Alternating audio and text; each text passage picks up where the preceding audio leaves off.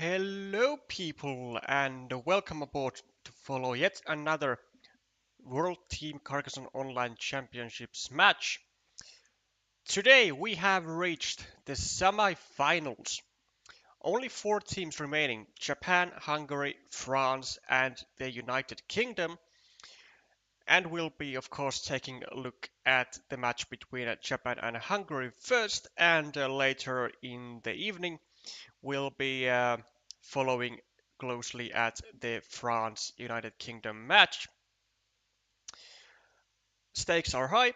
The winners of today will be getting a spot at the grand finals, and more so, the winners of today will guarantee a spot in the individual world championships for one of their team members. So 3 out of the 4 remaining teams will be offered the possibility to send one of their team members to Germany, Herne, and one will be uh, will be facing heavy disappointment and will get their or will more or less get their dreams crushed of the additional spot for a representee of their country.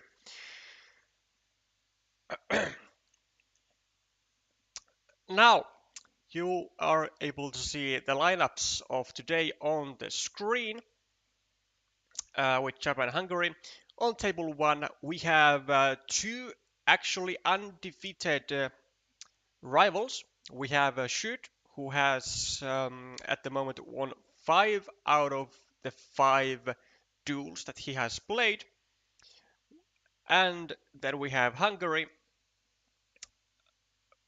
More so, we have Xila Varga from Hungary, who has won 4 out of their 4 duels. So someone is going to get their streak uh, finished after today. Which one will it be? We will see that very shortly. On table 2, we have another interesting duel with Piro and Siegfried. Siegfried being Josef Tichon, the a triple representee of Hungary in the World Championships on the individual level, and also the 2022 and 2023 winner of the Hungarian National Championships, if I have understood correctly. So a long-time veteran of the game and of the competitive scene. Piro, I do believe he has on several occasions had or held the master rank on BGA, and he might be doing so as of right now as well. On table 3, we have uh, 8 Orthia versus Iter, so a Peter Kozma from Hungary. On table 4, Snow Island versus Robert Iles. And table 5, we have Harau versus Salt Xangeri.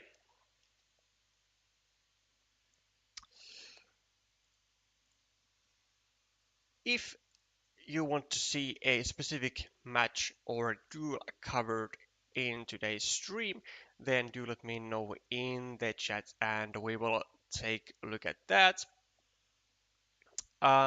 If no preferences are announced in the chat, then we will be going with with my preferences, and we'll be starting with the table 1 with Shoot and Xila Varga, as I'm sure many of you will be interested to see who will reign victorious out of these two so far undefeated opponents.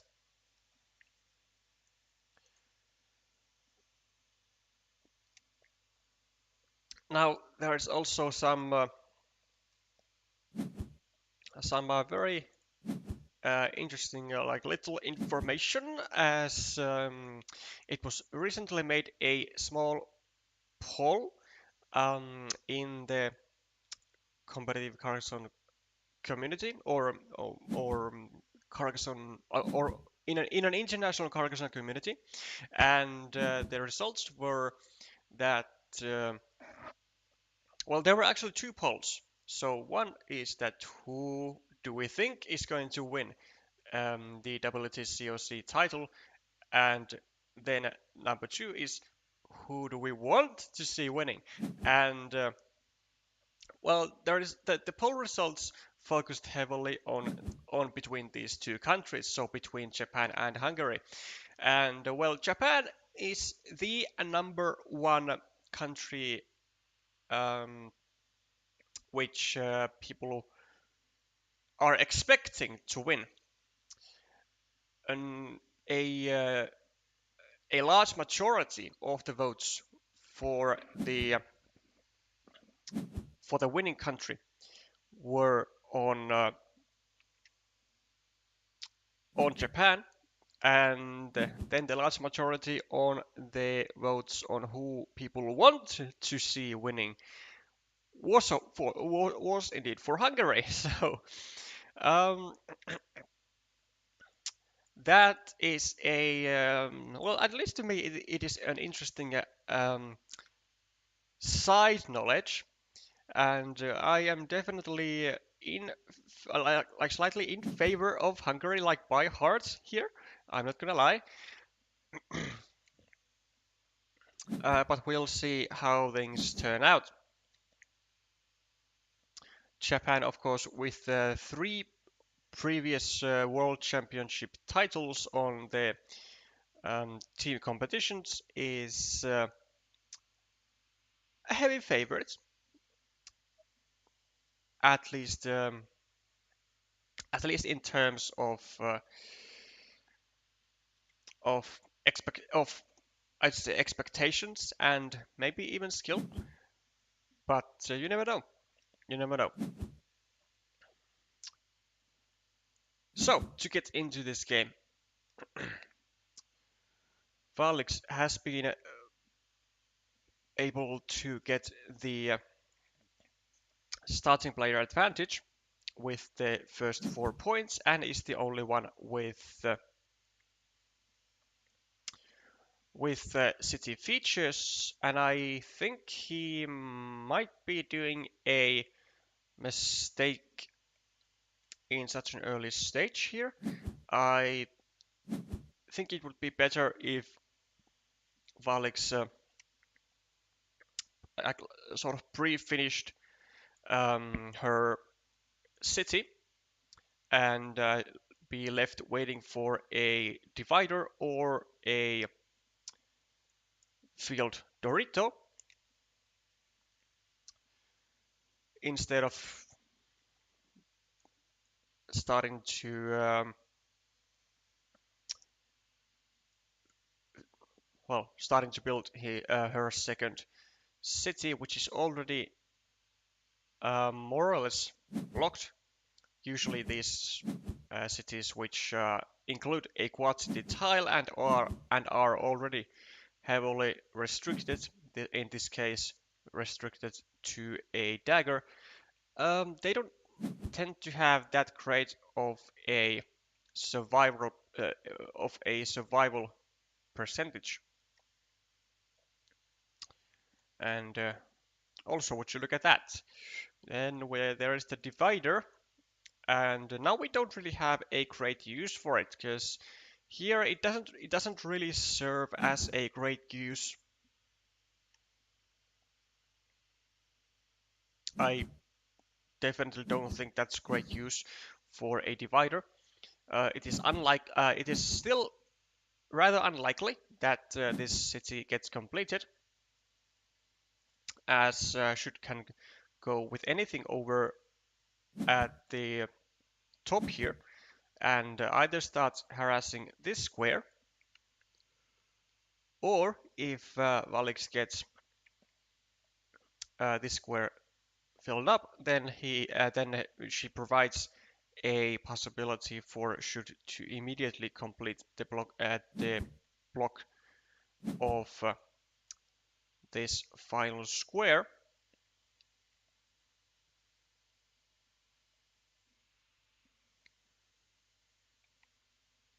And like if you go here with the divider, I think you should be like directing the second city cap to the left and taking it, so that you'll have like actual great use for city caps. Because now you don't really.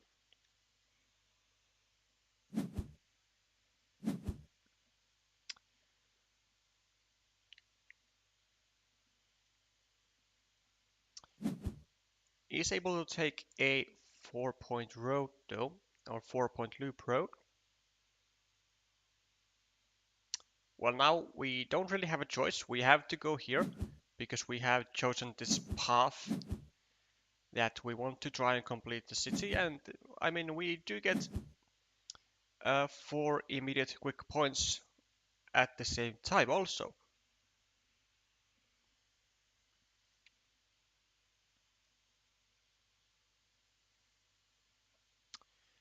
Should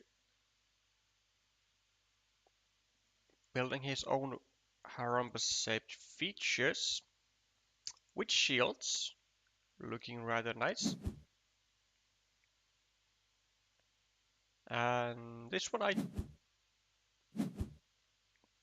not sure if I agree with this. I mean, sure, it's 2 points to a city which may still get completed, but uh, I think I would have preferred the 2 points over here and surrounding my monastery at the same time.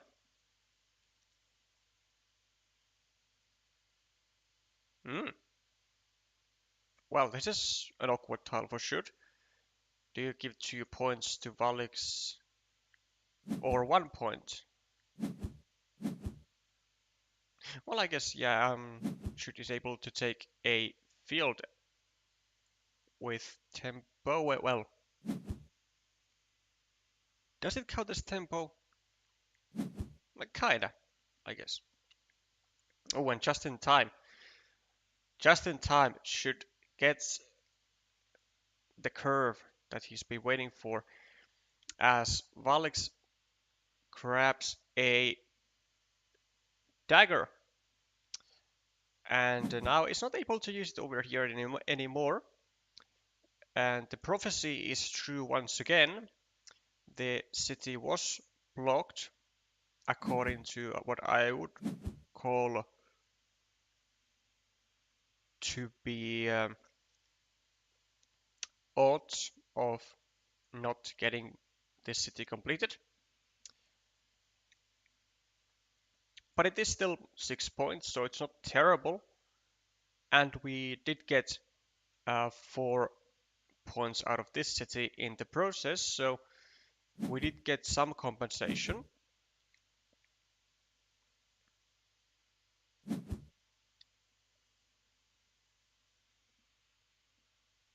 But Shoot is looking real good at this moment, as even though he is 7 points behind on the scoreboard, he does have a 6-point field, which is very, very likely to be expanded to include more points. He has a cluster of 2 monasteries, and of course has a juicy 12-point city under threat of getting completed. Also attacking the what is likely to be a ruin of Valix, which is why Valix also adds a second meeple of his to ensure that these points belong to her.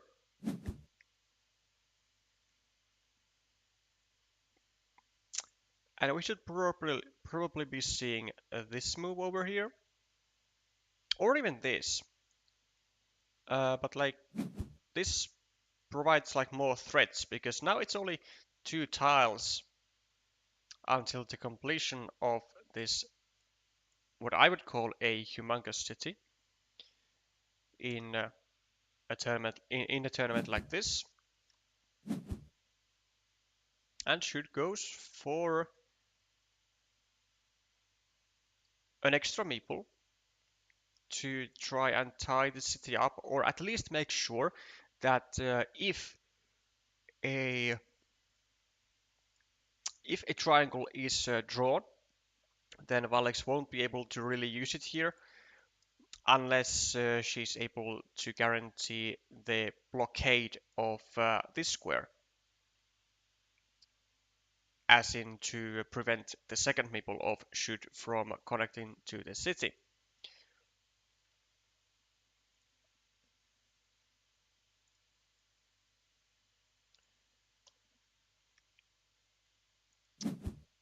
Valex is gonna go here, but I don't think she will meeple this.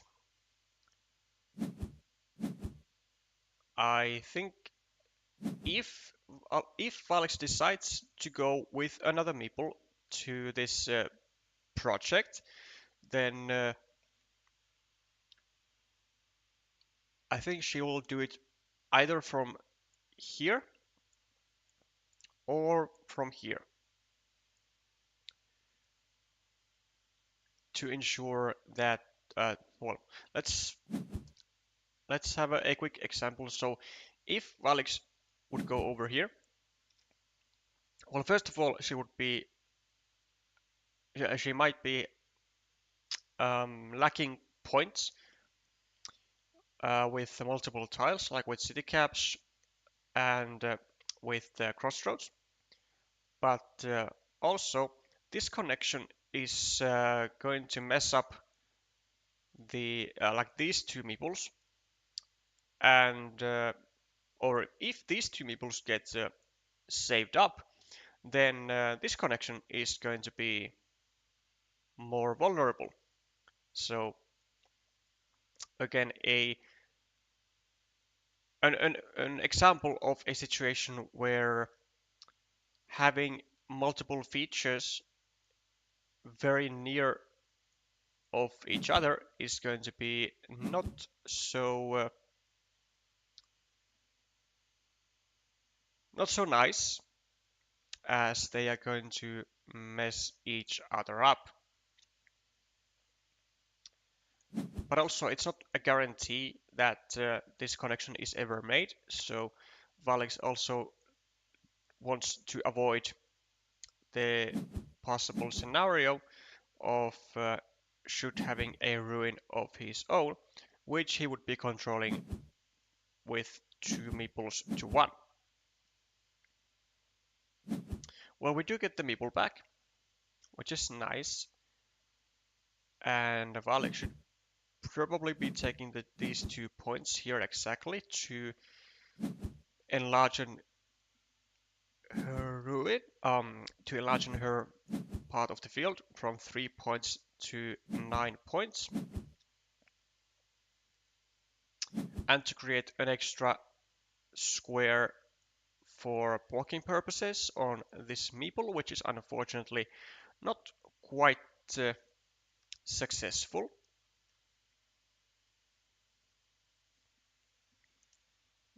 Well, now we have a decision. Do we take 3 points, or do we go for this possible 10 or 12 point city? Well, we have 1, 2, 3, 4, 5, 6, 7, 8. Well, we have only 2 triangles, so I don't think this is worth it with 1 meeple. Though I guess what Xilla is prioritizing here is the point advantage of should of 13 points on the scoreboard plus 19. Then we have this 5-point road, so plus 24, and then this 8-point ruin. So plus 32, 27, 20, 15, 9, 5. Yeah, so Alex was like -5 with one extra meeple down. So she does have to take risks, but is this the risk to take? With only 2 triangles left, it's not that good of a chances really to complete it. And there are only 2 triple cities also. So now 3 tiles that go here. Only one of them, which would be like, well, of course, the best option being the final Dorito and getting the city completed and amiibo back. But as long as Alex doesn't get amiibo back, then should pretty much has free hands to do whatever he wants. Could go here, take a 6-point field.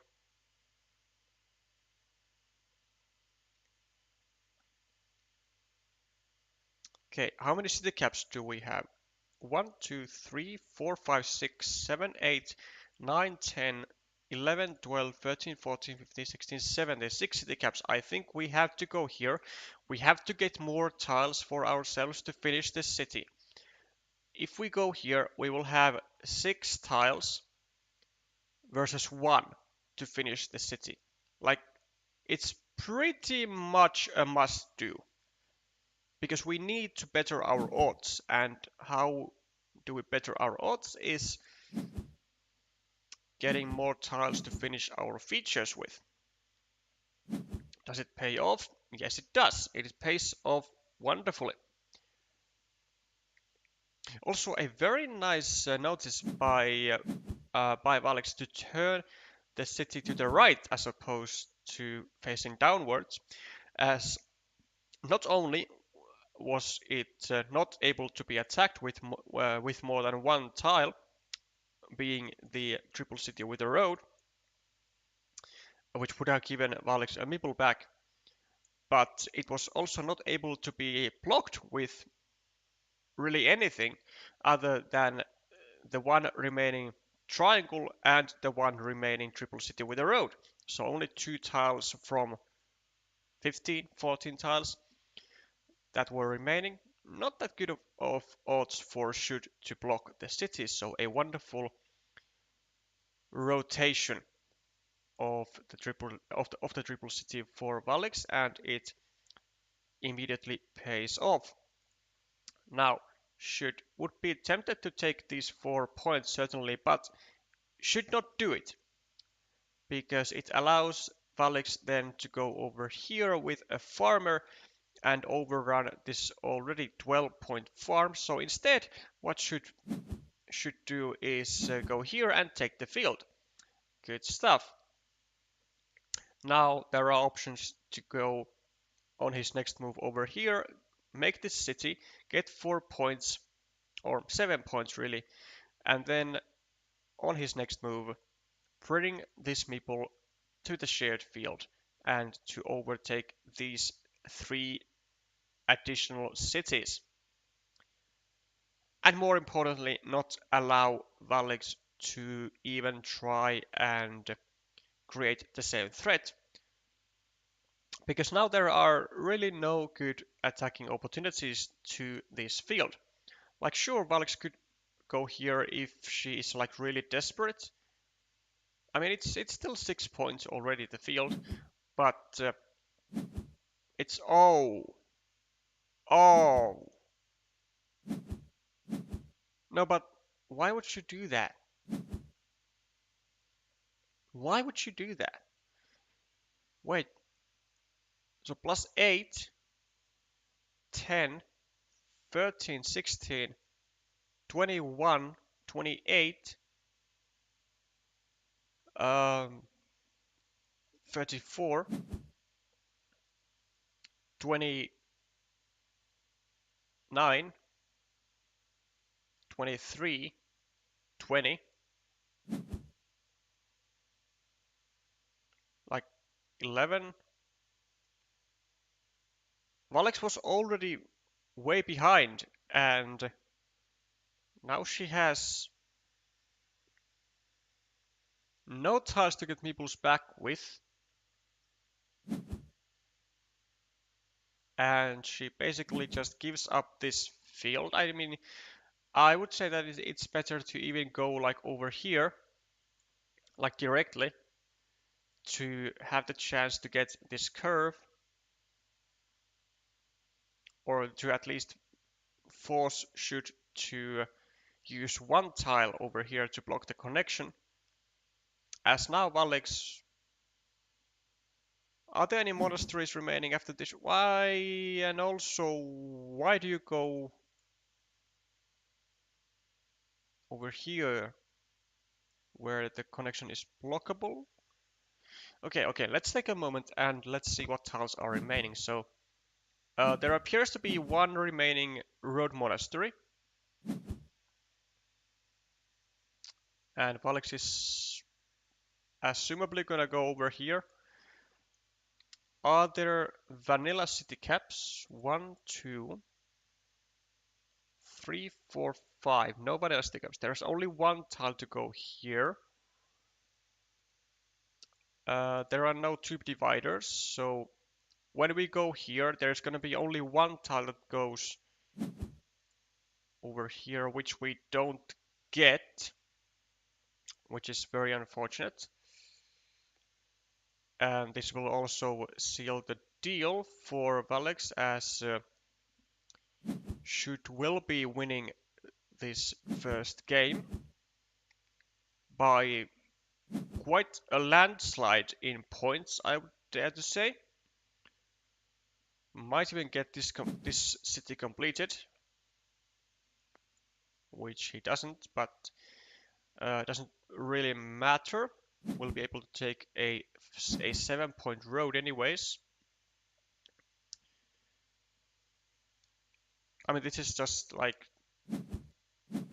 aesthetics on the scoreboard, which Shoot is taking on his final like 7 turns.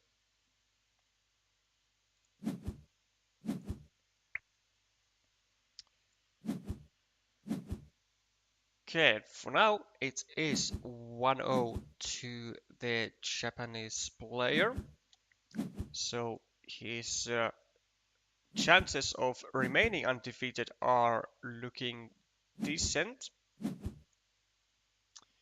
whereas Valex will have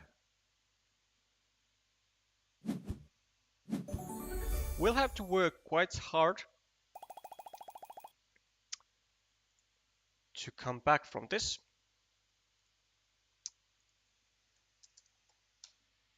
Oops.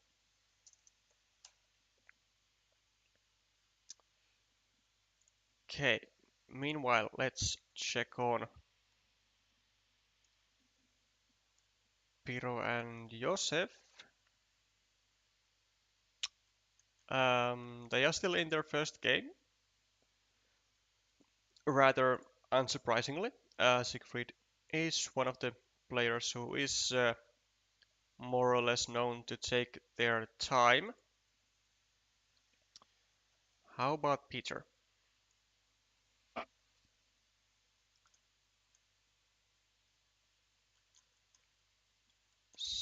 Also in his first game.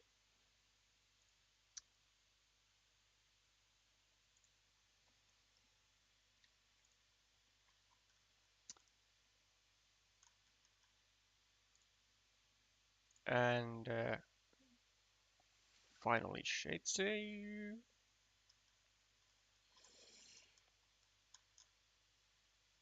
Okay, 1-0 on 1-0 for the Japanese on table 5 as well. So those are the current scores. Not too many results just yet, but so far so good for the Japanese, and so far looking decent on extending their World Championship title lead to other countries. Well, really only to China, as China is the only country besides Japan who has been able to win the the tournament at any point.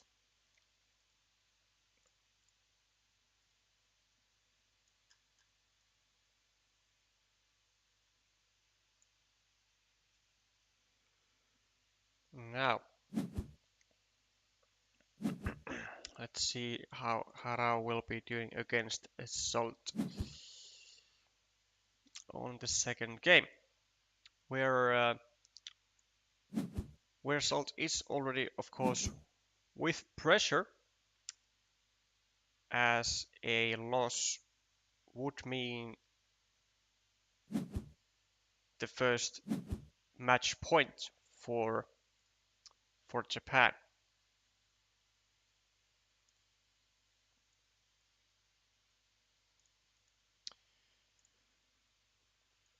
Plus 28 for the Hungarian, as opposed to 17, so plus 11 on the scoreboard. Then we have a nice looking 5-point road, or well, 3-point road for now, so plus 14, 15. We have a 2 monastery cluster for 25, a more or less shared city, and the Japanese player seems to be going for an early field with 2 meeples, which at the moment is worth 9 points, but it's going to be way more, as there is a 4th, a 5th, a 6th, a 7th, an 8th city about to be on the field, so it is going to be a significant field, certainly later on, and one which the Hungarian player might be interested to contest.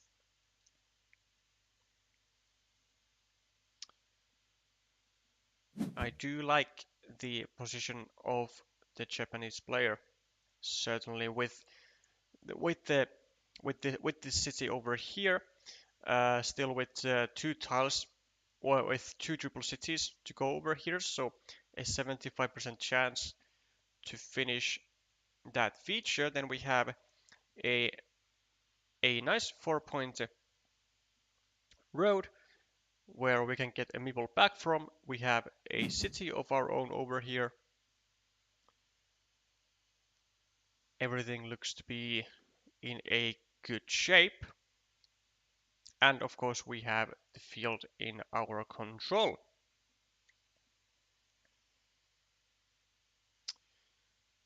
Whereas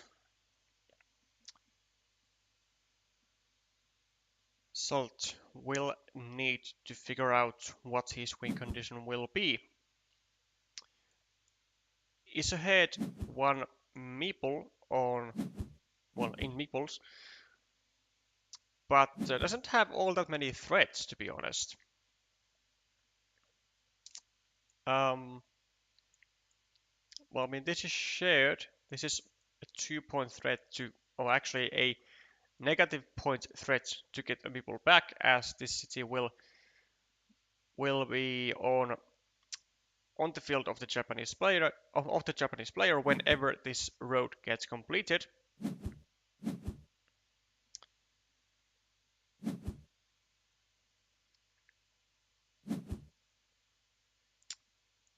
We do have the insurance monasteries, and we are getting more monasteries. Already the 4th one, maybe even the 5th. I'm not sure whose this one has been.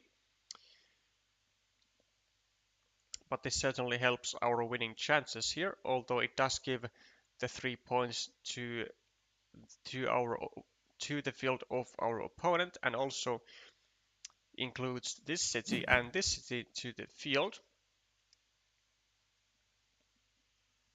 But with still 4 regular straight roads remaining, we have a great shot at getting these two meeples back, and we might be even inclined to attack this city to prevent it from being completed, and then just focus on getting one of these straight roads.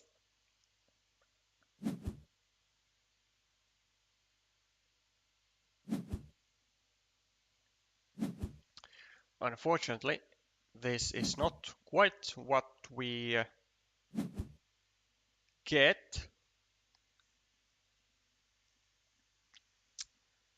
as Harao finishes the city, gets a meeple back, and is now has catched up and actually is ahead on the scoreboard by plus 2 points. Then we have this plus 6 points, plus 9 points, plus 21 points, 27 points, 20, 13, 10 to -1, -4.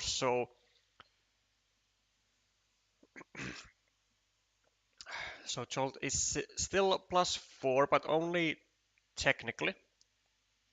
These two meeples are far more valuable than 4 points.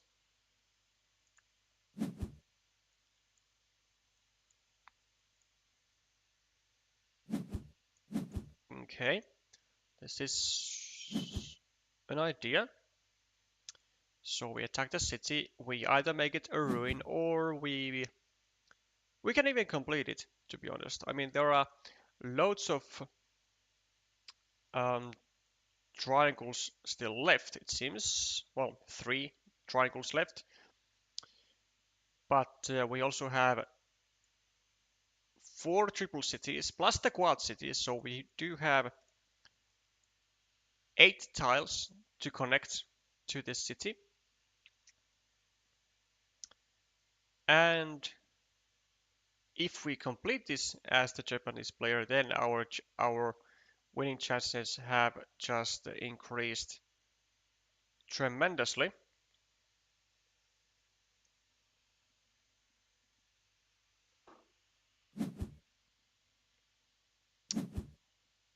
And seemingly JJ is not gonna be able to do all that much against it. We could go here, I suppose, which is exactly what we do to prevent at least the completion of this city. There is now only one tile remaining to the square, and now not even that. Or do we actually go here? Because it's only one tile, like, how south can this go if we don't go here immediately? Well, it goes as south as it possibly can, unfortunately for the Hungarian player. But the good news is that even though Hara was able to take 6 points from this move, the city is still quite far from completion. It still needs 3 tiles, and it is restricted already. So there are no, for example, road triangles at all. So we could block the city completely, like right now, if we wanted to. But instead we attack it, which is 5, 6, 7, 8, 9, 10, 11, 12. Yeah, I can see that. Yeah. Though this connection is blockable though, because there are no road triangles and there are no triple cities with a road, so a a starting tile, which there are still one remaining. If I haven't miscounted, there is still one remaining. And perhaps there are still city crossroads. There is still one of those remaining as well. Either of those tiles will guarantee a full block on this square. But if Harao goes for that, then which he won't, as we connect immediately. And now we can actually do a second connection if we get like pretty much any city tile aside from the starting tile and the city crossroad. We can go here. We can go here, and we can connect it the third time. And now suddenly this is looking quite decent for the Hungarian, as we also get a connection tile immediately. And despite this rather decent looking field being 18 points, and I mean, well, actually, this is now blocked because we just drew the two remaining triple cities with a field. So this threat is actually favoring us, as we are going to be winning this mini battle with 7 points to 4.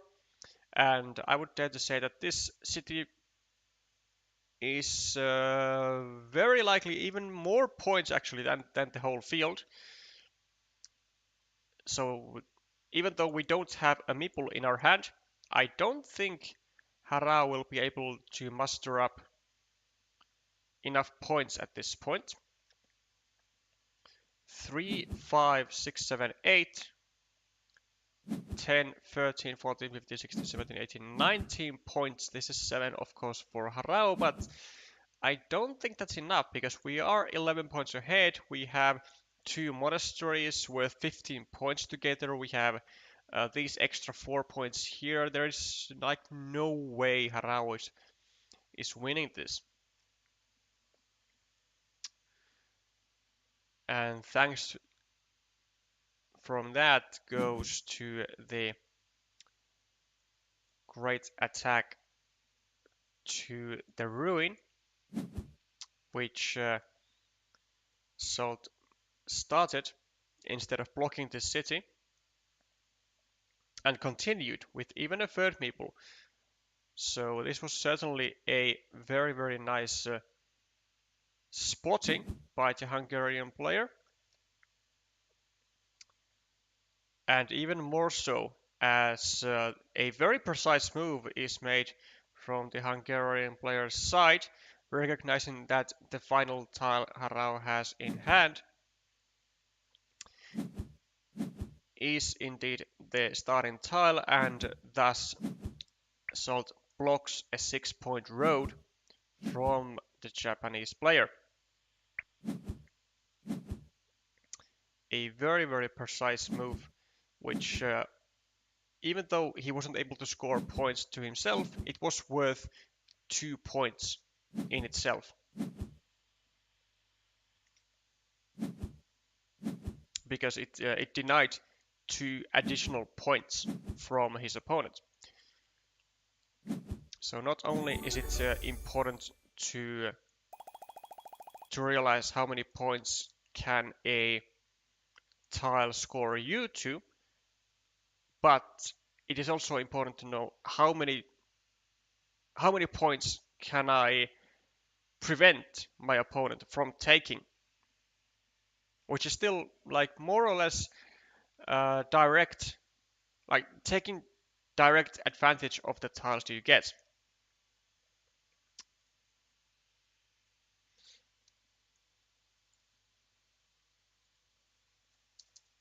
We don't go down without a fight, says Salt. And why don't we actually, since they are having pretty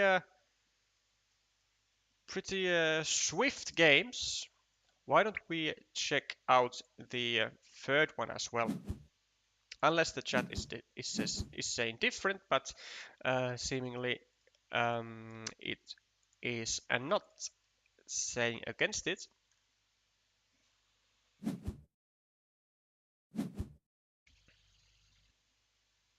So I assume this is fine for everyone. Okay. Decent starting tiles for the Hungarian. Gets to take advantage of the first city and also gets a beautiful extender tile, which I might have been using here myself to prevent to prevent most of the possible attacks from the Japanese opponent from coming from here, but instead Salt decides to go for the blocking route, which seemingly seems that it can backfire, as the city of Salt is under attack, or under a possible attack, let's say, from both sides, and he's not getting the saving tiles really. We could even honestly go here. We could go here, and we do go here. I like it. I like it. There are still all city crossroads and well, basically all starting tiles. So all 6 tiles that get our city finished, and this is now not able to be attacked, of course. So we remove that threat. Harao will most likely be finding himself with this move, which is a just an all-out beautiful move. It pre-builds a 5-point road for himself, gets a 6-point monastery spot, and creates a field, which he will likely be taking right now.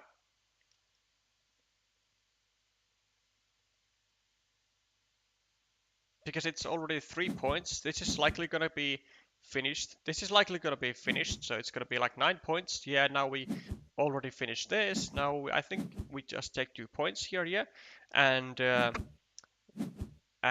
the Hungarian player, I think we attack the field later, either from here or from here. It doesn't matter.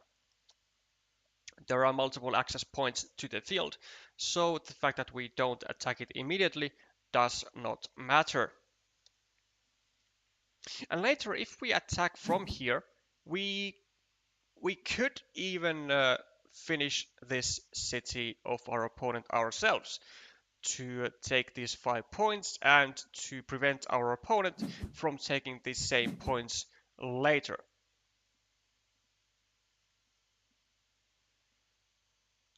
With the second road monastery, I imagine stacking is gonna be a great opportunity.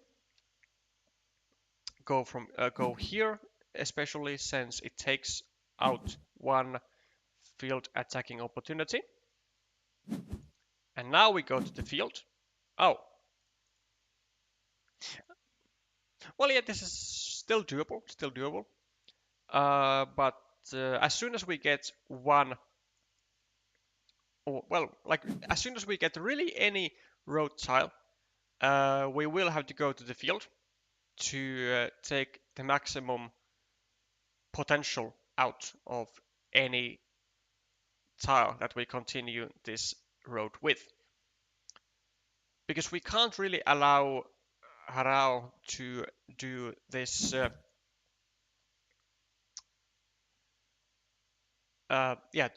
we can't really allow Harao to do this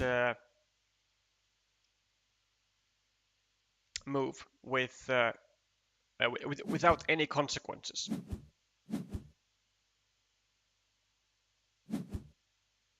Also, I'm very surprised of the decision by Harao going over here just taking 2 points and not even meepling anything, instead of taking 4 points and taking away a city cap from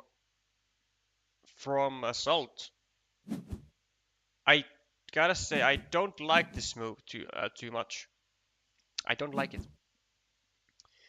because you don't really even need to expand the field anymore, because this is so likely to get finished. 9 points is going to be like completely justified for one meeple.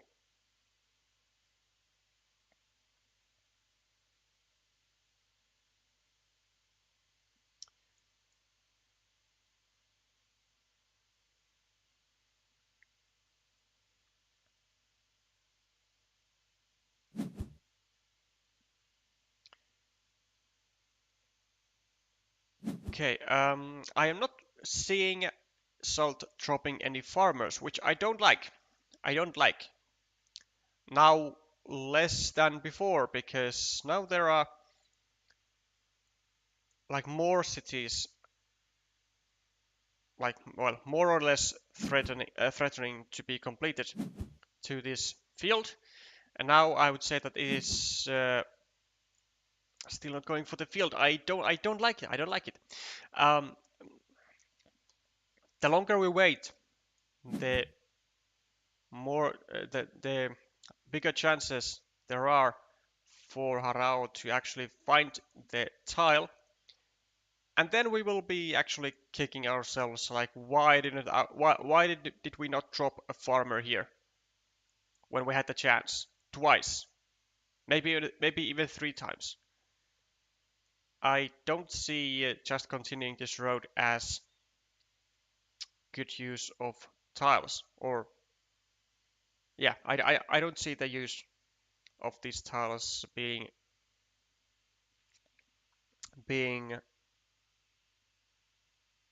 um like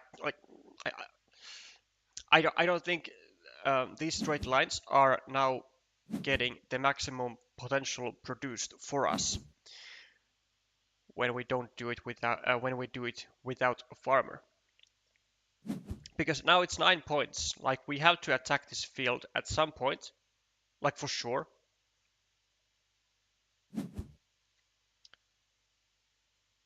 And it's really better to attack later than earlier. Earlier than no. That doesn't make sense. It's better to attack earlier than later. um, Especially when we have 6 meeples. May I ask, Salt, may I ask you to go over here and drop a farmer? May I ask you to go over here and start doing something? May I ask you to go over here and drop a farmer? Like, so many moves are good here to drop a farmer to. Okay, this is decent. Um, there's only one dagger. There's only one city crossroad. And there's only one road triangle, so only 3 tiles. And I don't think Harao will be doing anything over here. Okay, this is good. Okay. Okay. Well, I did say that we might want to get those 5 points ourselves, but not now. Not now, when we don't have the farmer here, when we have this going on for us. Like, we could go over here, then finish the 8-point city, drop a farmer. Um, I think the order in which Salt is doing stuff is wrong. It's wrong. He's not taking the maximum advantage of the tiles and of the timing of his moves. because I mean this was one of the most brilliant options to get to the field with. Ah,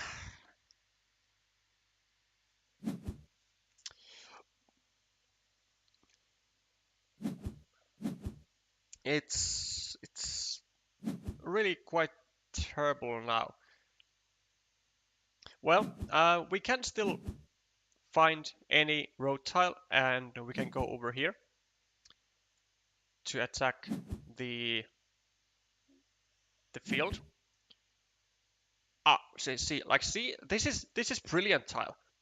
We can go over here and attack the field because it blocks every possible scenario in which Harao would be able to drop a second farmer over here. This is a brilliant tile for us. Though we do need to sacrifice points though.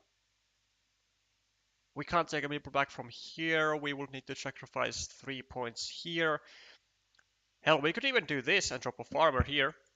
But then we would have to complete the road of our opponent, and that's not really greatest. Ah, I I think the Hungarian player is slipping here. We need to attack the field. Because we are only +2 and we have now lost our meeple advantage. +4, 5, 6, 7, 8, 9, 15, 14, 11. We are -1, are we? And now Harao can attack the city again. 1, 2, 3, 4, 5, 6, 7, 8, 9, 10, 11, 12, 13, 14. Still 4 tiles to connect, which is not too bad. Which is exactly what Harao will do.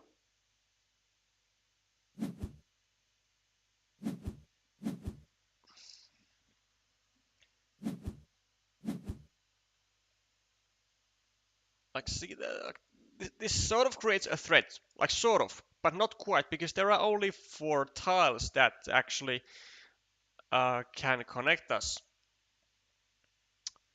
And we already need 2 of those to make the connection. It's not the greatest.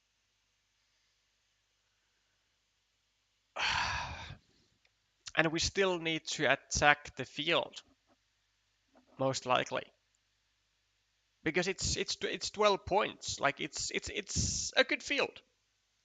And so far Harao has managed to control it has managed to control it with only 1 meeple, which is like perfect for him.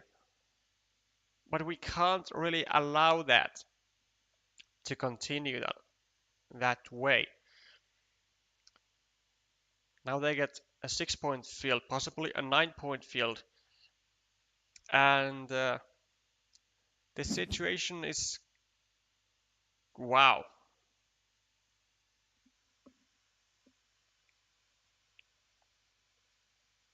Okay, well there are no more triple cities with a road. 1, 2, 3, 4. Oh, oh. Okay, well at least we get to get this. 1, 2, 3, 4, 5, 6. Oh, wait. This is great. Now, because now this is blocked. But it was quite dangerous. Or was it though? Because there were obviously tiles that go here that block this immediately, and then the remaining connection tiles were 3 field Doritos plus 1 road Dorito, so any of those will be great for us. Actually, it was quite good actually, but still, this one made me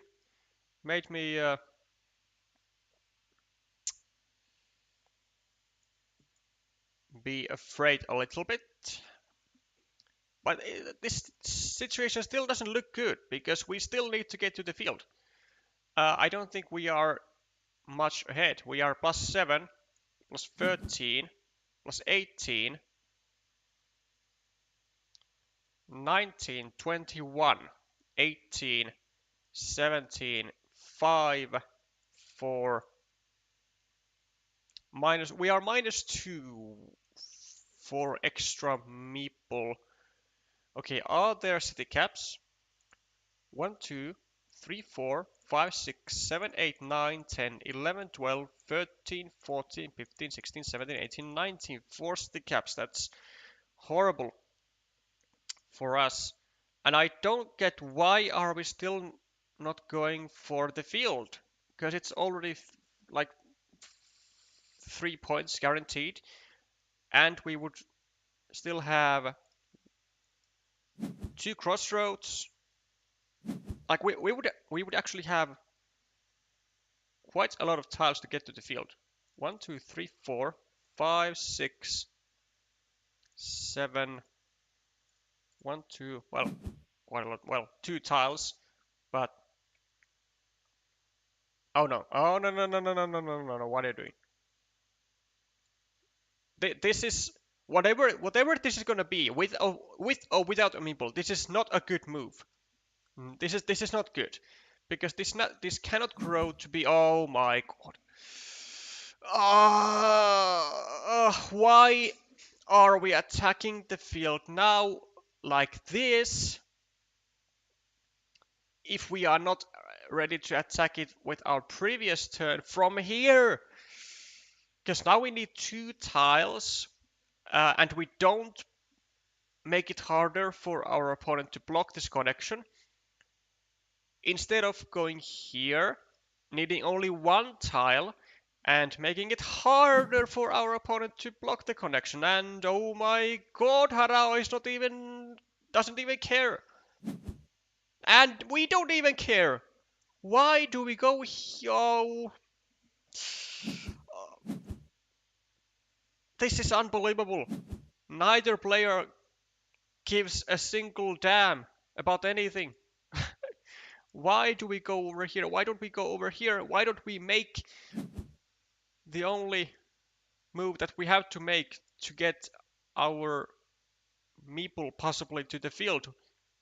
Because this 3-point field is not going to be enough compensation for the meeple used. Like we need to get to the field. We are.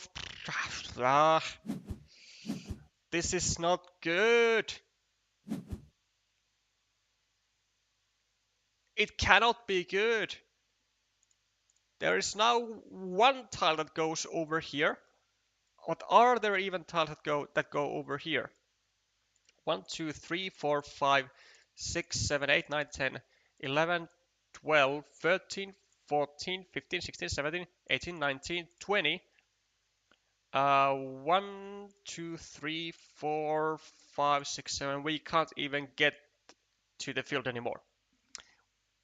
We can't get there. We can't. We can't get there. We got offered so many chances to go here or like here afterwards to try and make this connection like real, but nothing works anymore. This is terrible. This is terrible. +1 for the Japanese, +2, +4, +10, +16, +28, 23, 20, 19, 17, 9. We are -9 as the Hungarian. We are in deep shit, so to say. Okay, can we complete this and drop a farmer? Oh, Harao gets there first. I think this is the final nail in the coffin, no? Well, we have a 4-point move here, but we don't have the meeples anymore. Why are we not like meepling this? What are we going to do exactly with the meeples we have if we are not meepling a 5-point feature? We are not gonna be finding anything better than a 5-point feature. Like anything.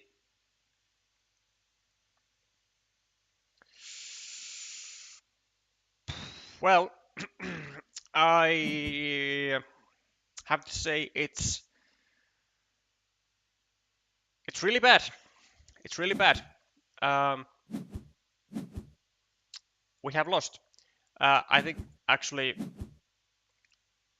I think we lost a long time ago as the Hungarian, as uh, as we did not take advantage of the field attacking opportunities at any point. At any point, we had a quadrillion billion possibilities, moments to attack the field before this city was completed. Before we completed the city, we could drop a farmer here, here, here. We could we could drop a farmer here, like I don't know, 10 times, but we don't do that. Then we drop a farmer here for 3 points with which has like uh, next to zero possibilities to actually enlarge the field. Like and like Salt must have known that it cannot enlarge into a 6-point field because we made this move ourselves. We blocked this city. So we must have been certain already that this field cannot expand unless we get to the 12-point field. So many heinous mistakes by Salt here that I don't think we can blame anyone but ourselves for the loss that we took on this game. And unfortunately, it is a decisive loss as that means a match point goes to Japan and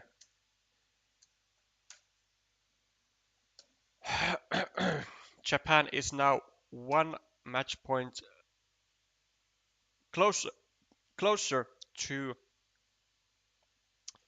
winning the match.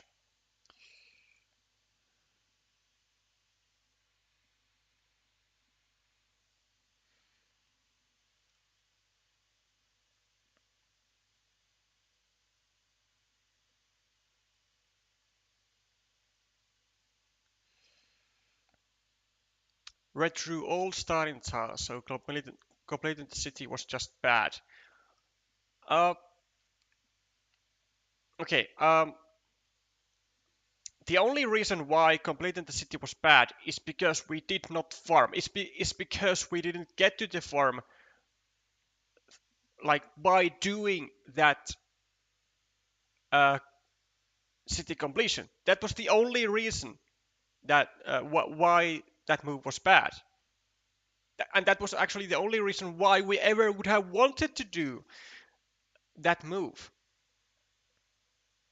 because it actually was like negative points to us because that field because that city was already on our opponent's field and it gave 5 points to them in the form of the city and 5 points for us. So it was actually a net minus 3 point move with horrible timing because we lost the best option to get to the field, which we never attacked. And that's why I think we lost this game. That is, I think, the key reason to why we lost this game and why we lost this duel.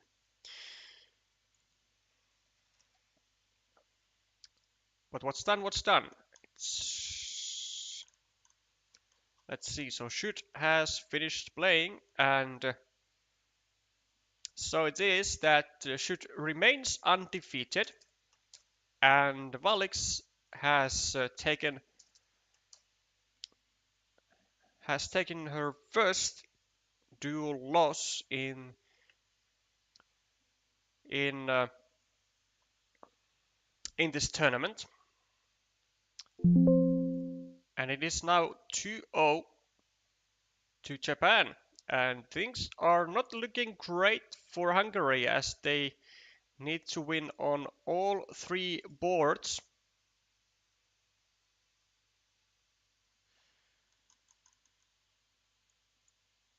Let's see how the three-time representee of the World Championships is doing. So not looking great as Spiro is leading 1-0.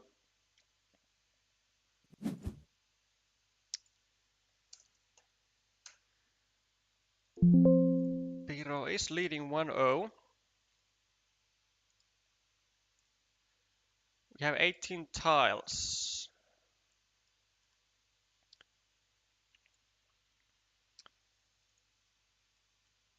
We are 4 points ahead, so that's good.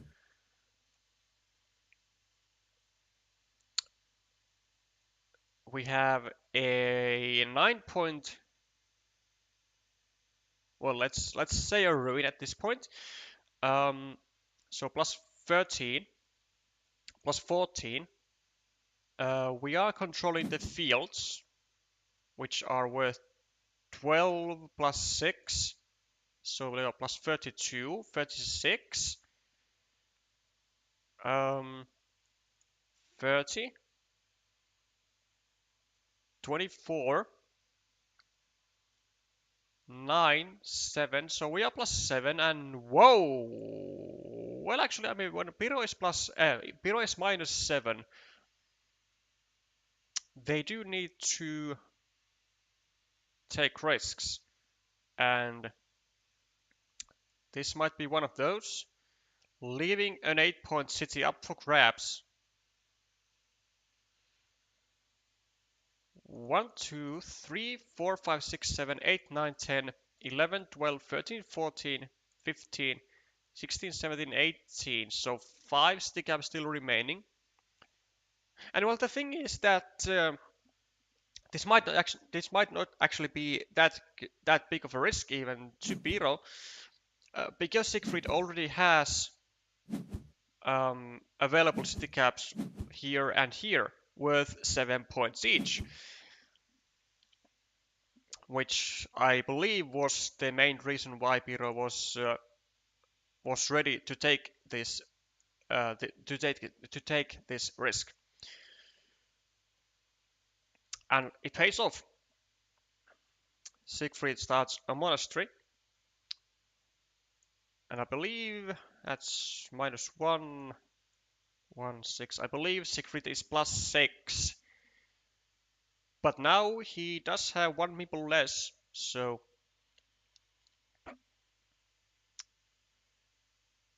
also, or is this blocked? 1, 2. There is still 1 dagger that goes here, which would be wonderful for Siegfried, of course. Would be able to get Meeple back, get 3 points, and maybe Meeple this field for 6 points. And at this stage of the game, when there are 13 tiles remaining, having only 1 Meeple in hand is not a bad idea.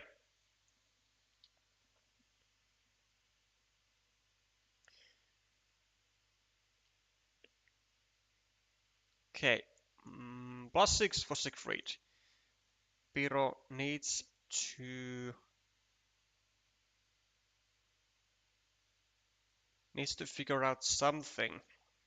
Only having 1-point moves will not do the trick, I believe. Might have to attack the field somehow, but it's gonna be really difficult, actually. Well, if we go here, then we can threaten to attack the 6-point field, but then if Siegfried just connects these, then it's a 2-on-1, and we would be +3 as Siegfried, but with equal meeples. But Piro can get a meeple back from here, so it's not that bad.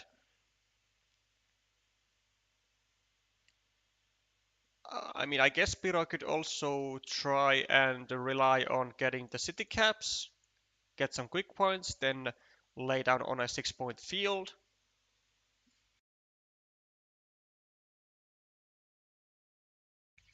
There are certainly several options, but which one will he exactly deem to be deem to be the best chances to win? I'm not sure.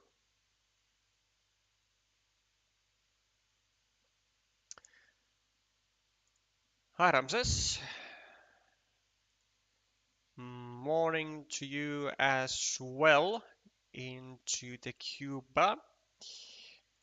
Okay, 1 point it is for Piro. Siegfried gets the final remaining monastery, which Piro would have definitely loved to get to meeple a 5-point monastery. Sorry, a 6-point monastery. No, a 5-point monastery, and to get a meeple back, but that is not the case. Siegfried gets quick points, which he will love.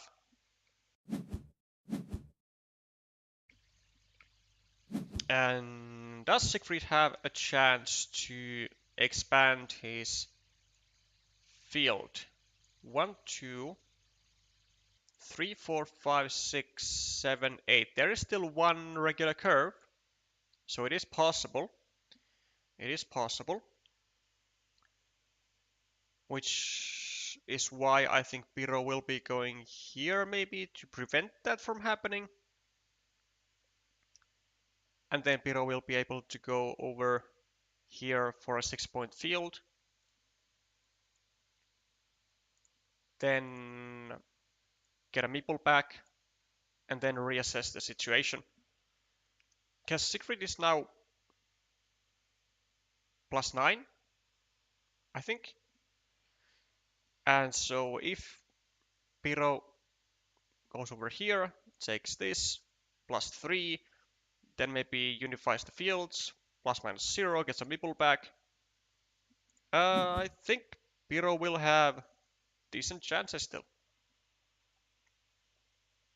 Okay, well, decides to do this instead to get 2 points and possibly get a meeple back, as Siegfried is not gonna be able to go here now because he can't give a meeple back to Piro for an uncertain chance of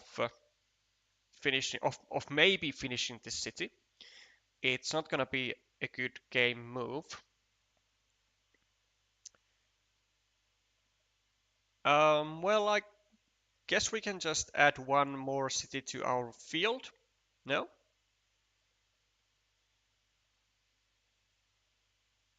Like, we don't have to meeple this. We are gonna be perfectly fine if Piro is gonna be able... If Piro only keeps doing like 1-point moves by completing cities on our field, we are gonna be perfectly fine with that. Because we are now at, I think, +7. +7 at... as of right now, as Siegfried. Let's make a quick check. So, ±0 on scoreboard. 9, 10, 1, 2, 3, 4, plus 22, 28, 30, 32, 38, 36, 28, 20, 12, 4. Huh? 4? Okay, well. So only actually only +4 for Siegfried. Well, that's a bit worse. That's a bit worse. Well, now we are +6. And now we assumably have a chance to get a 7-point move. Piro will likely do this. Okay, let's see what city caps are remaining. So there are still 1, 2, 3, 4, 5, 6, 7, 8, 9, 10, 11, 12, 13, 14, 15, 16, 17, 18, 19, 20, 21, 22. One city cap remaining, and must be with a field to the right side. No troop dividers, no regular dividers, maybe a vanilla. 1, 2, 3, 4, 5. Wait. Wait. 1, 2, 3, 4. 1. No, but why would Siegfried do this move when the remaining city caps are this and a city crossroad?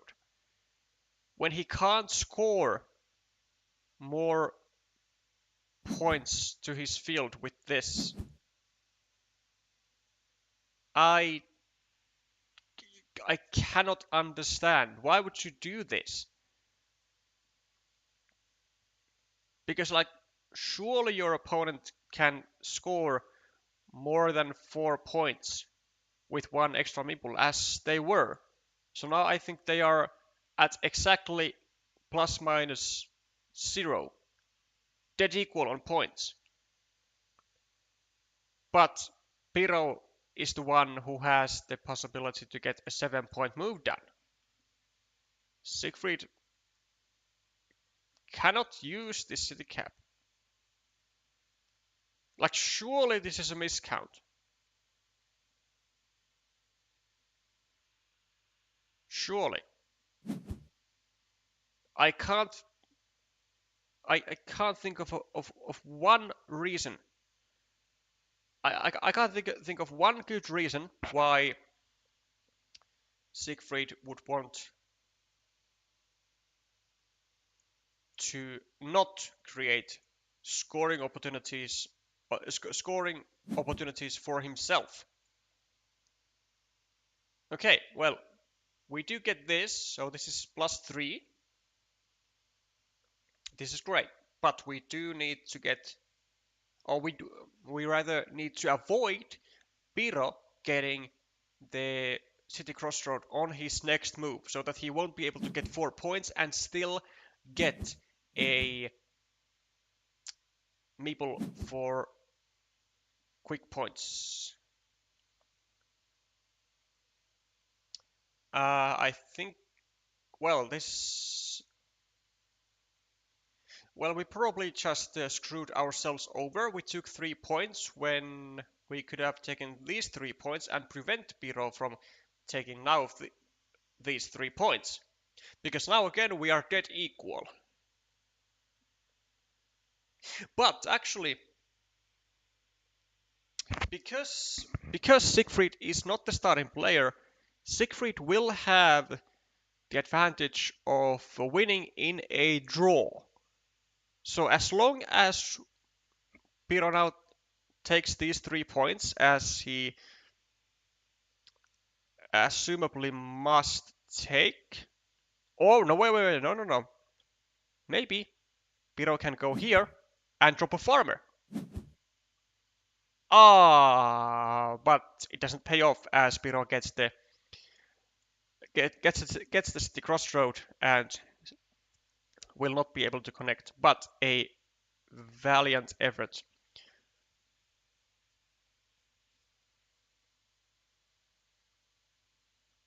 Actually, as it stands, I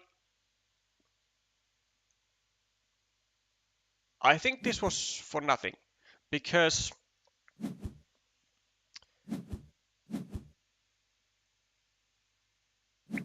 Piro didn't actually need to get this field in order to win. I mean, he could have just taken 3 points here and just hope to get the straight road, because there was nothing that Siegfried could have been able to get 5 points from with this tile. Like 4 points, 4 points, 3 points, 4 points. There was nowhere to take 5 points from for Siegfried, which means that if Piro gets this, which he wanted to get anyway, then he can take this 5-point road and win. So I mean, right? Or because now Piro lost on 3 points here to 89, and yeah. It was they were dead even on points. So it was gonna be better for, well, more or less better. It was gonna be more dramatic if Piro, instead of going here, goes here, takes 3 points, then they're going to be dead equal on points, and then someone is going to lose by 1 point. Of course, like it doesn't matter like by how much you lose to get the game point, but it's always so much nicer to end the game by winning by only 1 point. You know, it's way more dramatic. So Joseph equalizes on the scoreboard to 1-1, but it might be a little too late. Let's see how Ether is doing. Unfortunately, Ether has lost. And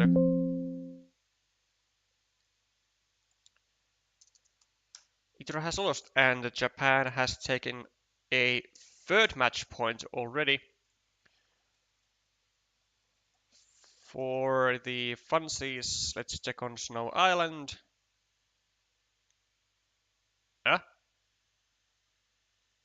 Are they taking a break or?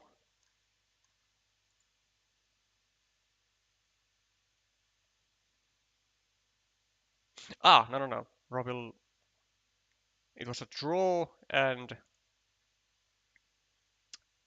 assumably Robil started, so yeah, it starts. So this is a 2-0 loss for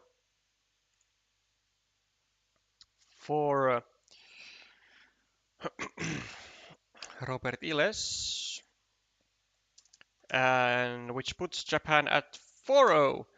And it truly does not matter how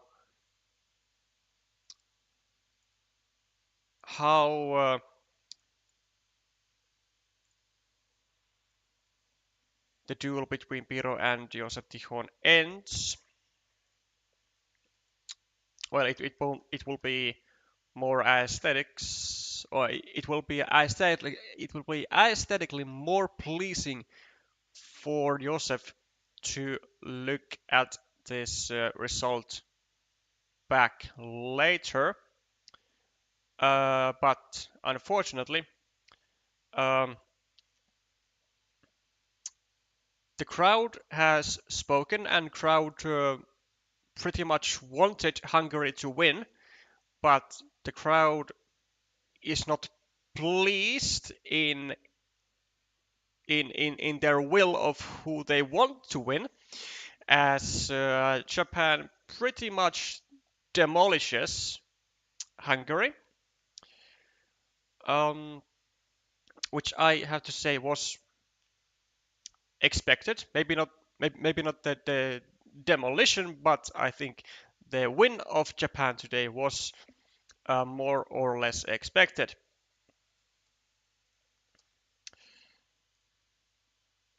Which can be seen from the poll results of today, stating that I think like 80%, maybe even more, believed that Japan will win this whole tournament, and 80% or more wanted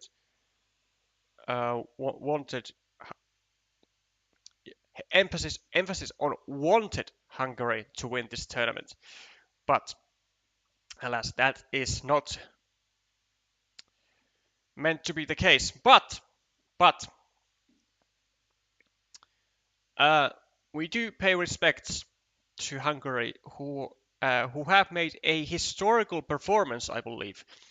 I think their best performance in WTCOC, or the best final placement, has been 18th or 17th.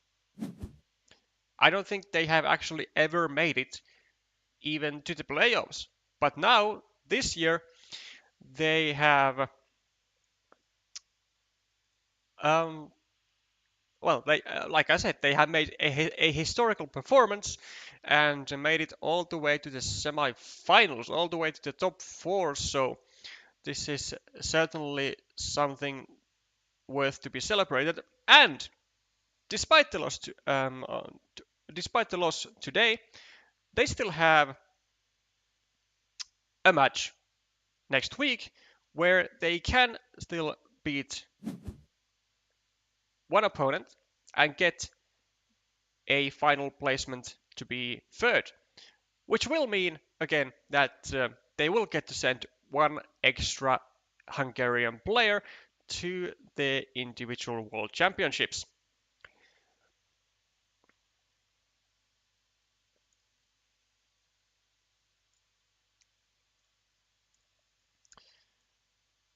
That is, however, not the case we are having right now.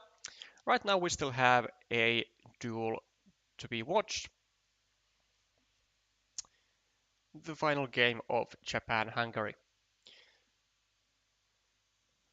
where Piro is in the lead of 10 points and seems to be taking a very, very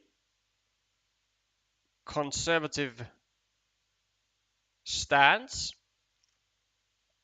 for reasons unknown, and decides to try and unify these cities, I assume, with very little success,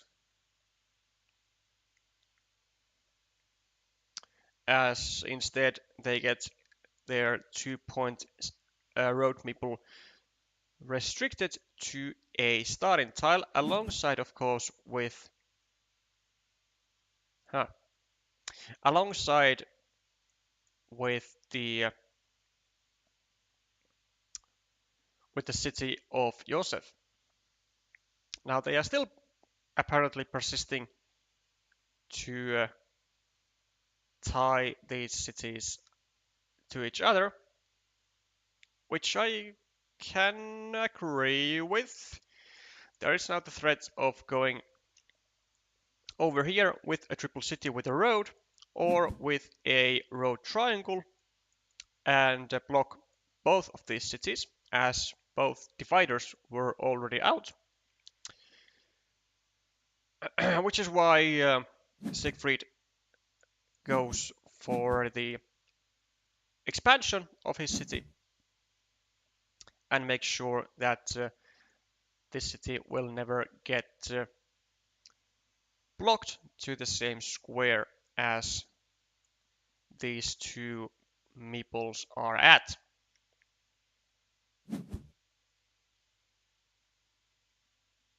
Okay. Also rather conservative from Siegfried here.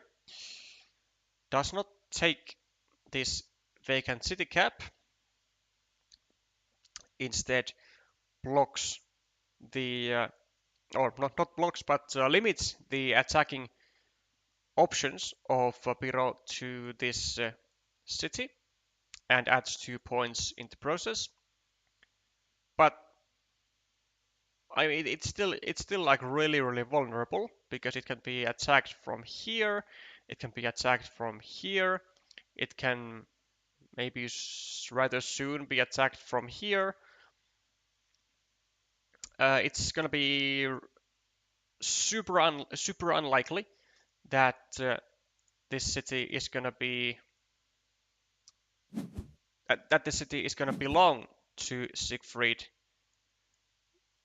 upon completion.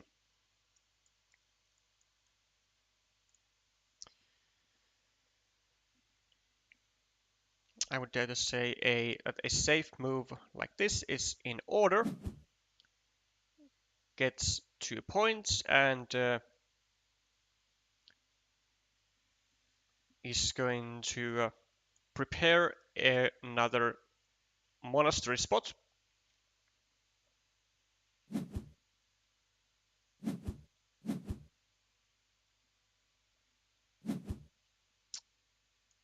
Piro focuses on taking points. Doesn't really have to worry about anything because Siegfried doesn't have, well, really any threats here. Maybe the only threat is this monastery if Siegfried gets a second monastery. But aside from that, I don't think Piro is worried about anything. Plus 10 on the scoreboard, has a rather easily completable 4-point city, a 6-point monastery, and this road at the moment is equalized with this 2-point city.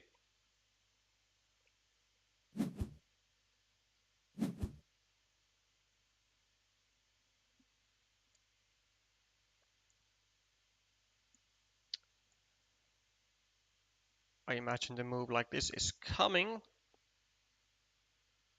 to create to not only extend the road but to also create the monastery spot, or to complete the monastery spot. And like this city is at the moment in no condition to be like justified to be like really even progressed, because it has so many attacking points and so many blocking points that it's gonna be really inconvenient for Siegfried to do anything to this city than but maybe a triangle here. That's like the only thing that he can do, or maybe a city crossroad here. But like those two tiles are pretty much the only ones that I would advise, or that I would encourage Joseph to use to this city, and that's not a lot. That's not a lot.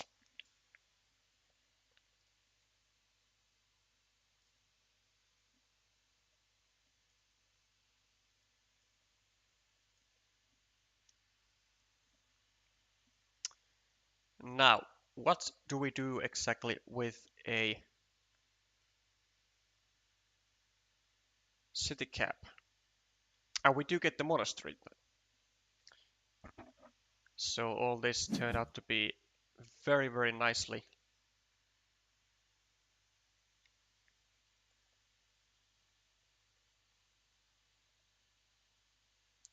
built up. Does decide to go for the completion of the city, which um, is questionable, I would say, because it creates two attacking platforms to this square with both field plus city tiles and with road plus city tiles. So any city tile that Piro gets, he will be able to attack. So this is like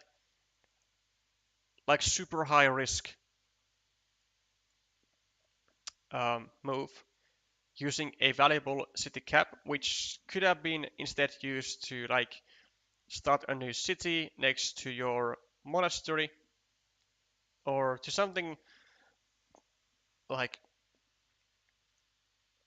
to something less risky, which could actually yield results in with like good odds. This does not yield results with good odds. This yields results with like, well, with terrible odds in my opinion, because the city can be attacked with like any city tile. But I guess in the mind of Joseph, creating threats is the number one priority here, and well, that is what he is doing.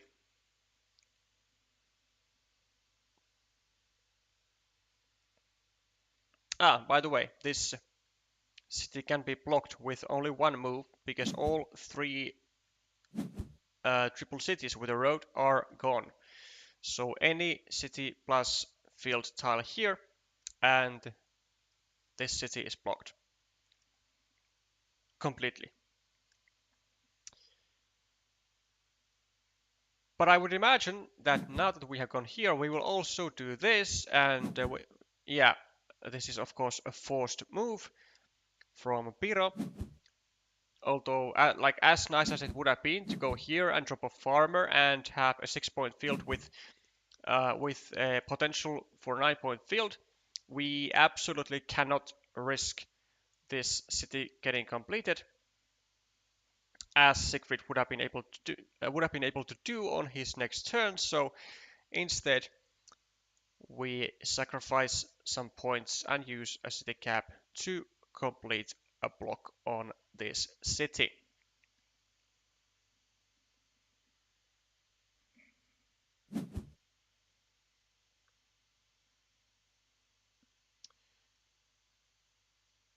And now we set up even more blocks because we can really abuse these triple city plus road tiles being out, and we can now block this road as well.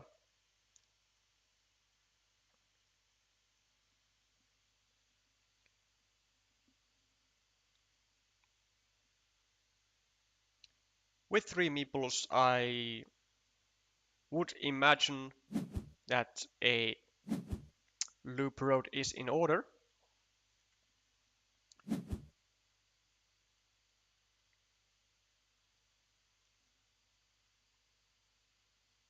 And it seems to be that way. This one looks decent. Indirectly continues our road, creates a blocking platform to Piro's 1-point city. Or we can do maybe this, start a city going upwards, create blocking platforms here and here, and limit the possible field that Piro could start if they get their hands on a city cap with a field and completes the 4-point city. Or maybe we can go over here and start a city going to the left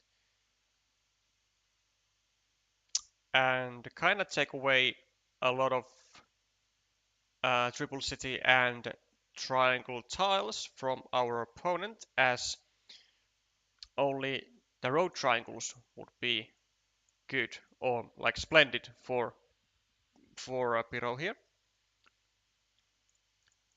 So again, multiple options.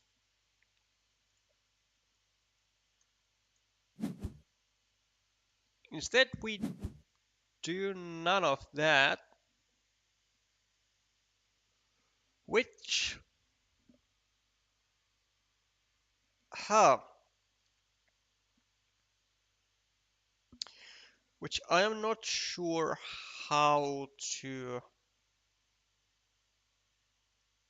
react. I like instinctively I do not like this move at all because we have 2 meeples in hand and like this only gives us one direct point, and the only thing it really does is that it gets us an inch closer of maybe completing this city, completing this road at some point someday. But it does use a valuable city cap. And like, is completing this road that important? I think not.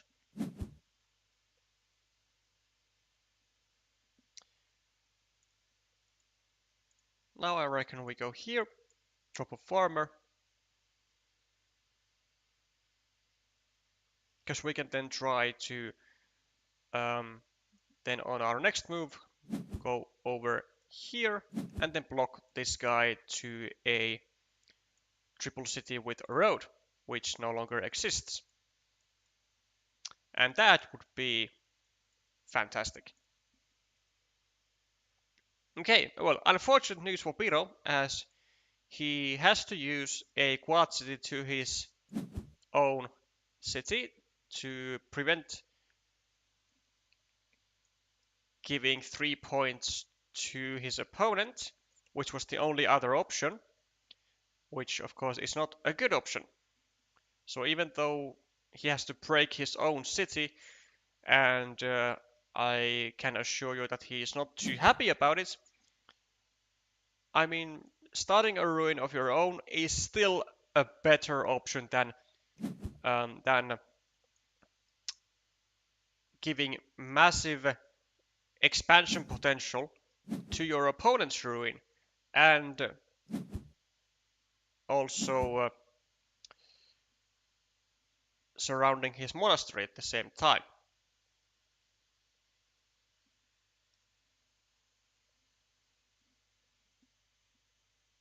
And well, of course we can obviously also threaten to complete this at some point, which seems like we are getting the tiles to do so. But actually, do we go over here instead? But this is such a nice tile to actually start threatening the completion of the city. Looks like we don't go there though.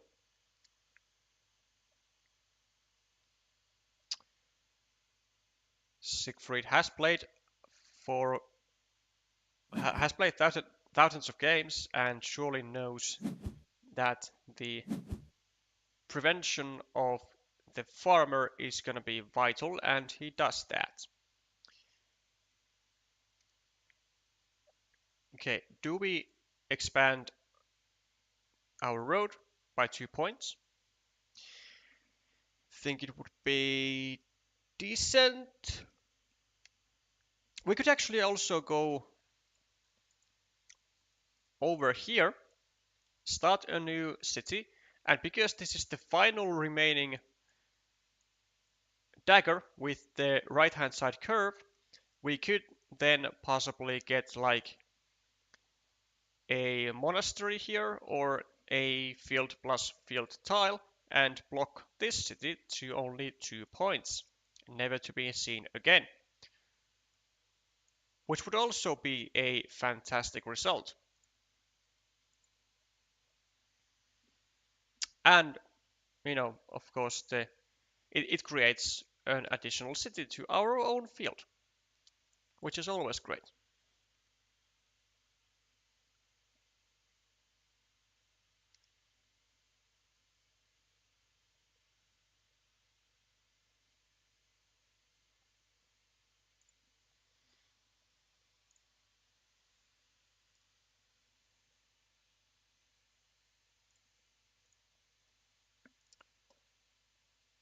And I don't really see anything else worth doing other than these 2 moves, which I think this is a bit better. Piro gives absolutely zero regards of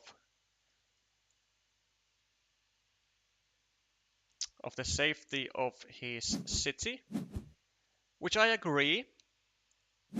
it's not really the most lucrative stuff, as even if the city were to be completed, it's only worth 1 point upon completion and a meeple back. But a meeple can be taken back also from here, like Piro just did.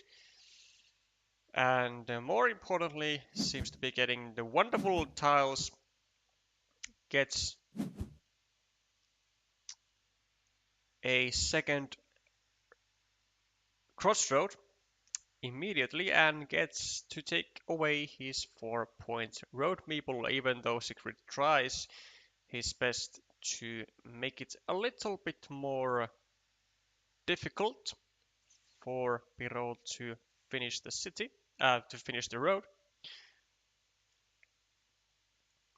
With a shielded tile like this, we don't really need to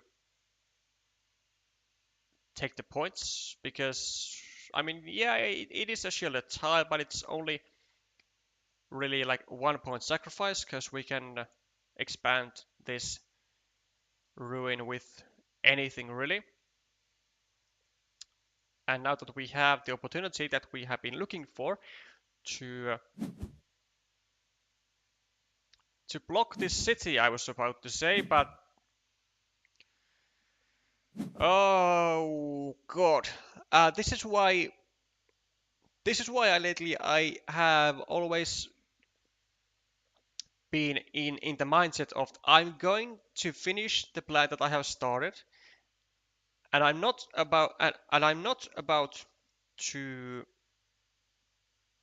wait for like the perfect the I'm not about to wait the perfect tiles to get me the most optimal block. I'm going to use like perhaps a rather inadequate tiles also to finish the block because it still like gets the impact done. It still provides a full block, a fully lost meeple to my opponent, which would be in this case this city meeple, but now it isn't. Now it is a +1 move for Piro, and now he enjoys a 3-1 meeple advantage, and this is absolutely terrible for Siegfried.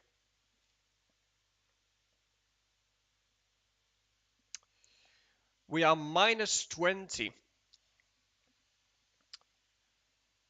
Well, Piro is +20, +27, +29, +37, +44, 41, 40, 35, 34, 30, 25, 19, 12, 3.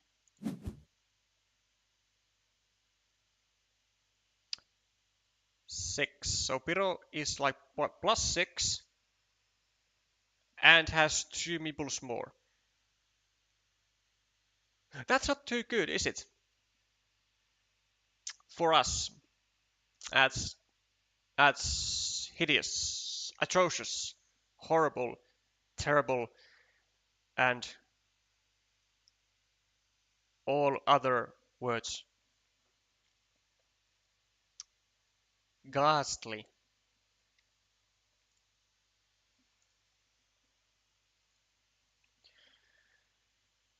And I'm not sure how we are planning to come back from this.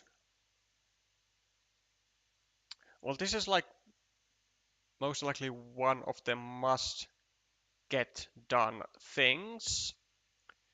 Completing this city. But Piro will be likely dropping a farmer here very, very soon.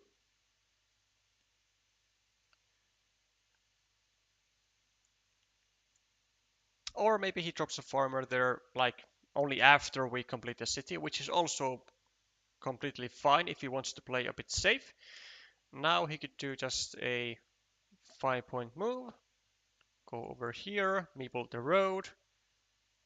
Because there's not really a whole lot of things he needs meeples for. He can use triangles here, triple cities here, maybe even a city cap here. He can use, of course, crossroads without any meeple investment. Maybe there are quick point tiles to take points from here. I mean, Piro really doesn't need 3 meeples. Like, he can go for this, and if there are like 1 or 2 tiles that would get him to the field, it's worth it, I would say.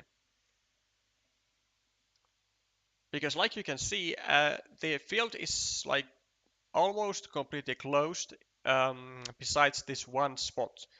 Like, yeah, you can try like ninja farmers here, but like Piro doesn't need to rely on ninja farmers. Apparently doesn't need to rely on any farmers, as he calmly adds 1 point to his monastery and pre-completes it, waiting for assumably a straight road, which there are still 2 remaining. And it's going to be a 6-point move if he gets it done.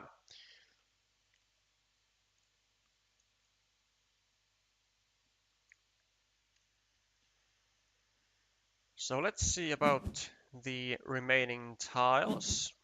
1, 2, 3, 4, 5, 6. 2 crossroads, 1 field crossroad, and 1 city crossroad. Then the 2 straight roads. That's 4 tiles. Then maybe curves. 1, 2, 3, 4, 5, 6, 7, 8. 1 regular curve.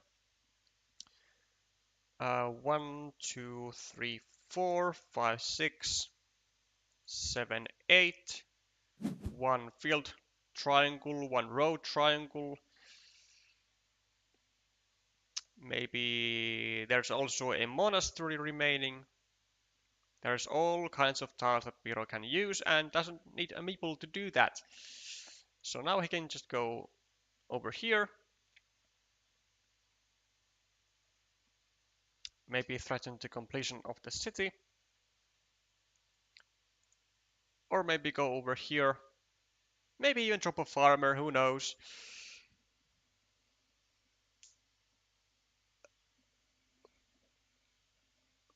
Or maybe he goes here, then drops a farmer, just to really like annoy Joseph and tease him to drop his final farmer here, and then he would be having no meeples at all. Instead, just blocks the monastery spot. Siegfried does get his city completed, which is nice, which is what he needs, and which also opens the road for Piro to drop a farmer, which I would like to say that he will not be waiting on it anymore, as now it will be a less restricted access to the field from the left, as long as Siegfried, of course, places the tile here. And I don't see too many options for Siegfried. I think he's gonna have to do that because he needs points, and he needs points without having to invest his final meeple. That's what he needs.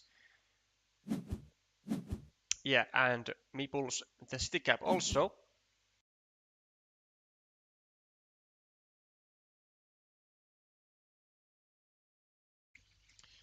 Okay, now Piro most likely going to be going over here and dropping a farmer.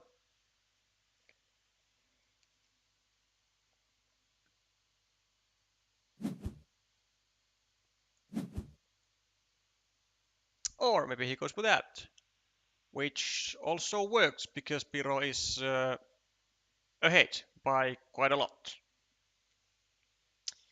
Also works. Just denies the possible extra cities to the field of Joseph.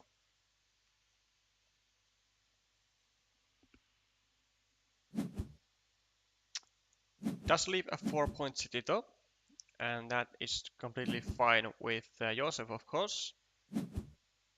Now we get to make a 5-point move.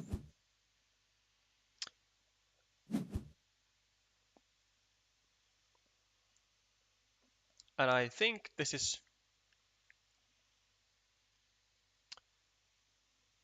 quite I think this is about the end for Siegfried. Okay, plus 22 for Peter, plus 29, 37, 39, 43, 47, 46, 34, 27, 19,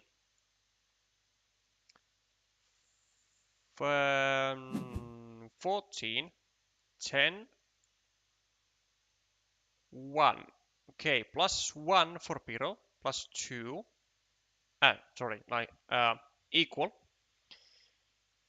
And then, is there a tile that goes over here and gets Siegfried this one back? Actually, there is. There is. So maybe Joseph isn't in even that bad of a trouble. There is a city crossroad. Well, that's it. That's it, really. Joseph will need a city crossroad, which will be at least a 5-point move, depending on when he gets that done. It's going to be either 5 or a 6-point move. Well, Piro can take a 6-point monastery here, or he can go here and attack the field, but are there actually any tiles that would get him to the field? One, no dividers. 1, 2, 3, 4, 5. No field Doritos. 1, 2, 3. Hold up. 1, 2, 3. Oh, there are still 2 vanillas, which are worth 7 points to Siegfried. Which actually makes me think that this is this a winning situation for Siegfried? Because now we get 7 points. We are minus 3. After this, we are plus 4. Then if we get the second vanilla, we can just add 1 point here. Oh, no. Then we, of course, take this for 4-point move. Because we go to the field. And then we can get, like, the city crossroad. And get an additional 9 points. But we don't get the city crossroad. But maybe it's enough for Siegfried to win if he gets the remaining vanilla. Are there oh no, wait. But this is the final monastery. Are there curves? 3, 4, 5, 6, 7, 8.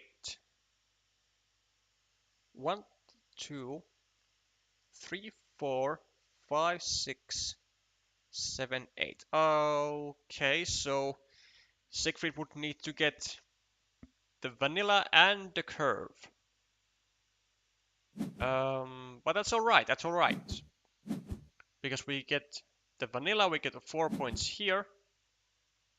Well, we don't get it.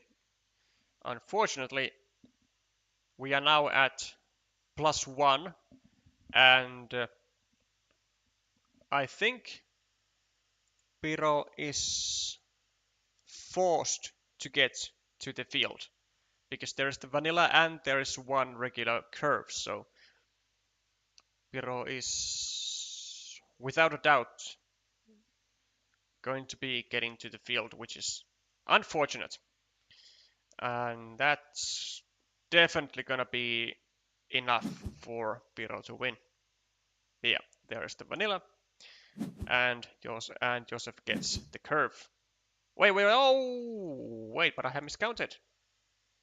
1, 2, 3, 4, 5, 6, 7, 8. No! God damn it.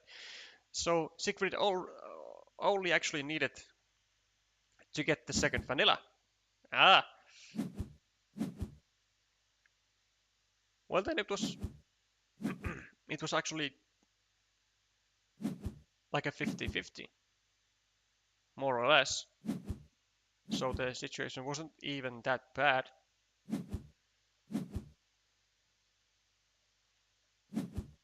Although it did look uh, quite awful with the Meeple disadvantage in the mid game, but turned out that it wasn't that atrocious, really.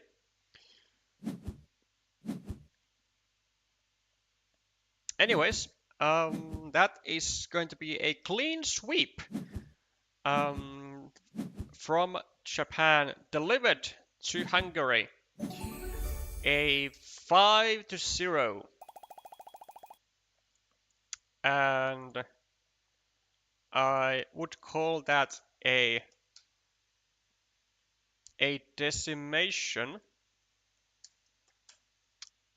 Doesn't even need to be 2 O's on every board, but just like 5 O's at this stage of the tournament, I would definitely call that a decimation, which will certainly put smiles on the Japanese players' faces. Not so much on the Hungarians. Um, but like we mentioned before, this is not yet the end for Hungary. They still have the bronze medal match to be played either against France or against the United Kingdom. We'll see which one they'll be having as their opponent later this evening, as France and UK collide at I believe it was 19 UTC. Let's have a look actually. 19 UTC. Yes.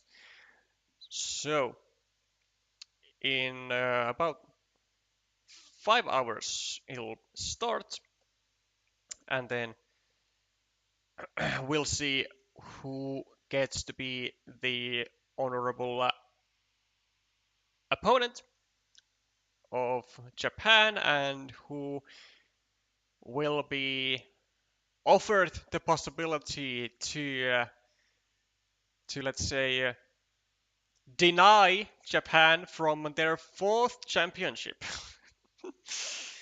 It's gonna be a real tough fight whoever gets there, as Japan has shown once again why they are at the top of Team Carcassonne especially. Congrats to Japan for a huge final score of 5-0 and getting the first grand final spot in the WTCOC 2024 edition. Uh, Congrats also to Hungary for getting this far and for now getting the possibility to, or let's say, ending up with the possibility to get to play in the bronze medal match next week. And congrats for the, again, marvelous performance from Hungary. easily superior to any other um, year that Hungary has participated.